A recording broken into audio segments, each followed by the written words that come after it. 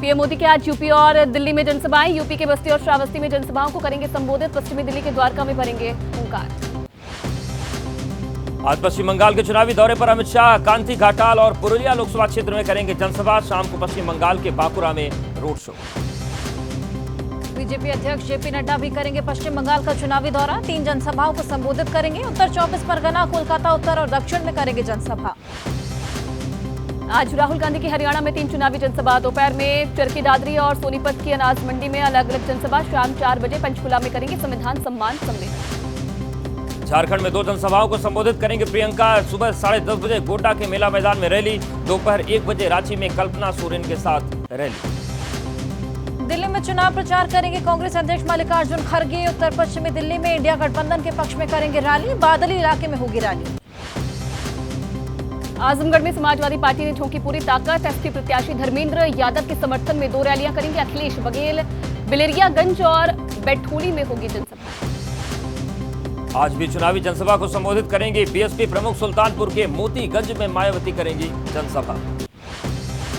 कोलकाता में भिड़े बीजेपी और टीएमसी के कार्यकर्ता। उत्तर लोकसभा क्षेत्र की घटना। टीएमसी कार्यकर्ता ने बीजेपी प्रत्याशी तपस रॉय को किया विरोध। गो बैक की लगाए नारे।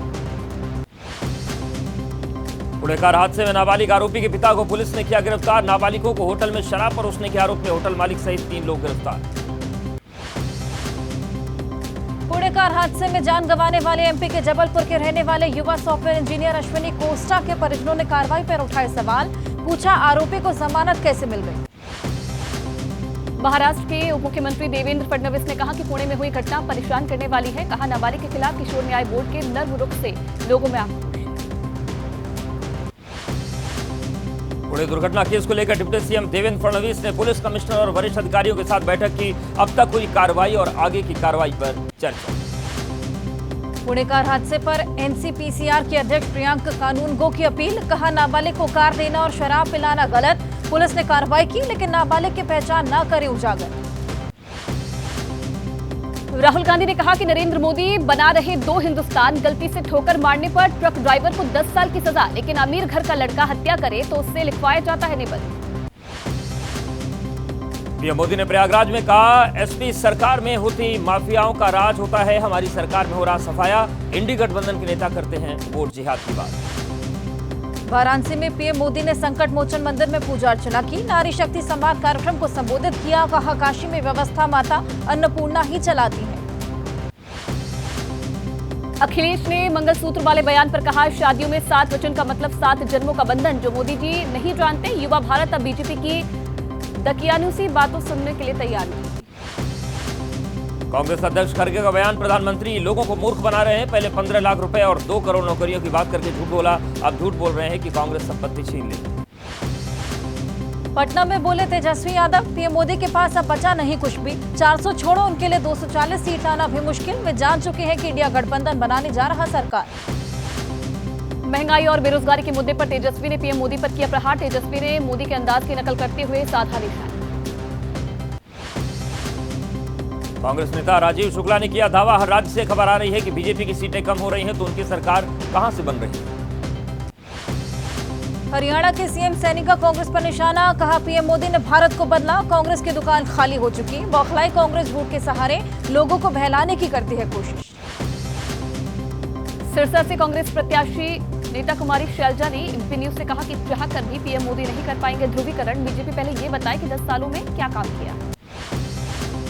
तेलंगाना के मंत्री जेके राव ने कहा, कांग्रेस ने किसानों को बोनस देने का वादा पूरा किया, हमने किसानों को भुगतान किया। 10 साल में कुछ नहीं करने वाली बीआरएस बीजेपी को बोलने का हक नहीं। दिल्ली में पूजा कर मंदिर से निकले रॉबर्ट वाड्रा ने कहा, मैं करता धर्म की राजनीति। हमेशा बीजेपी लगती है आरोप लगाने, लेकिन नहीं पाए सबूत। प्रियंका राहुल लोगों के लिए करते हैं काम। बीजेपी नेता मनजिंदर सिंह सिरसा का तीखा हमला। कहा, चोरी का गांधी परिवार का नाम है, क्रांतिकारियों से चुराई हुई उनकी पार्टी, यहां तक कि पार्टी का झंडा भी चुराया हुआ है। कांग्रेस नेता सुप्रिया श्रीनेत ने कहा, संबित पात्रा ने महाप्रभु भगवान जगन्नाथ को मोदी का भक्त बताया। पहले बीजेपी ने लगाई थी भगवान राम की छोटी, मोदी की काफी बड़ी तस्वीर।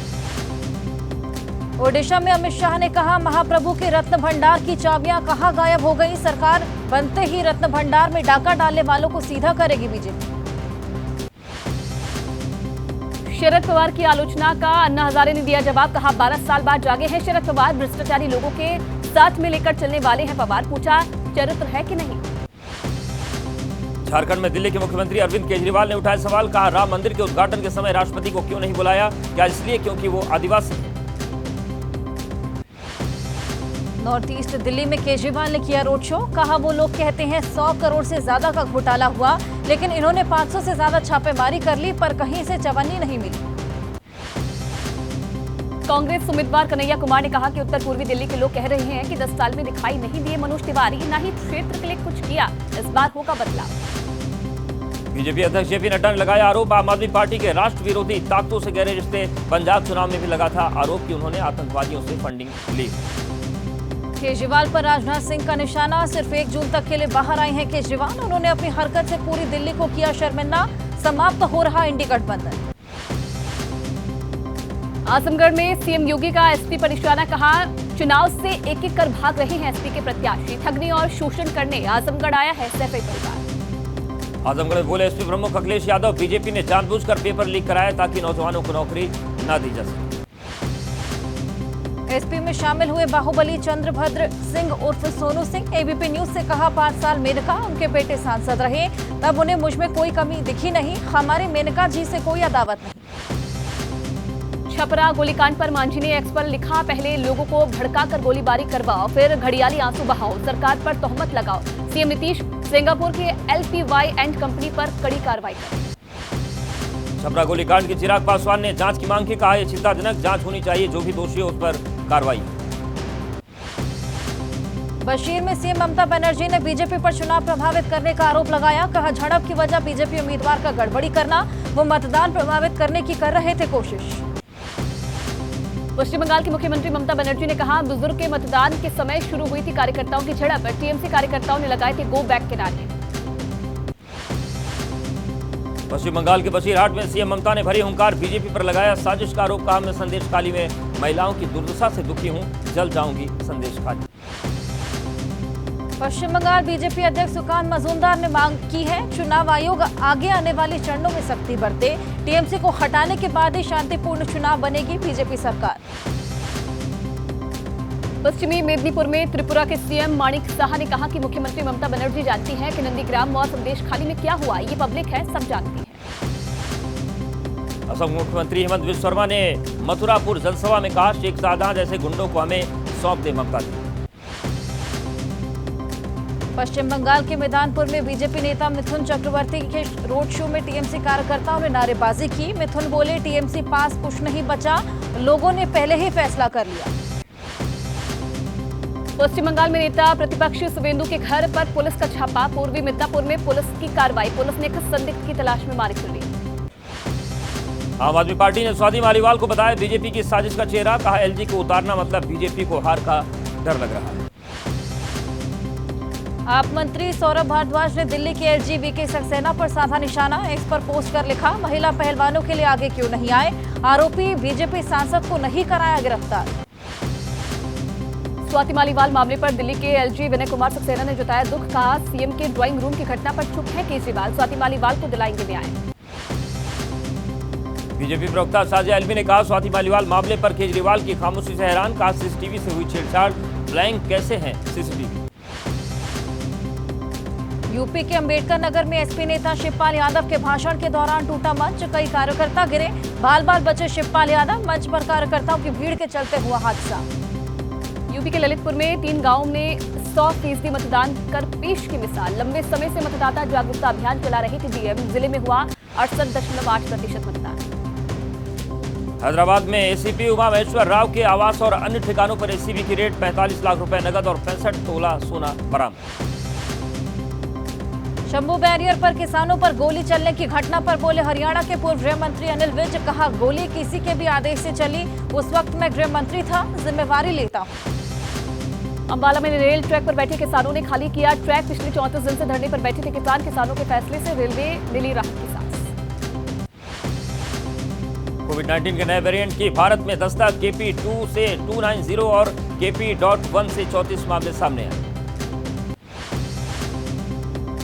KP1 के 34 मामले 7 राज्यों और केंद्र शासित प्रदेशों में मिले। 23 मामले पश्चिम बंगाल से किए गए दर्ज।